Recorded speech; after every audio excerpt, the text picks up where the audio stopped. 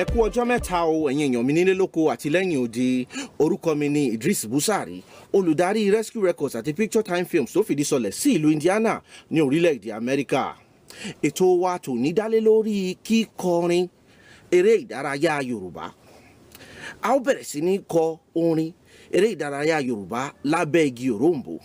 Ó yá ẹ jẹ́ á lọ. Labe Igi Orombo, ibẹ̀ la gbé ń ṣeré wa, inú wa dùn ara wa yá. Labe igi orombo, orombo, orombo, orombo, orombo. Ìpàdé wa bí oyin o lọ́sẹ̀ tó ń bọ̀.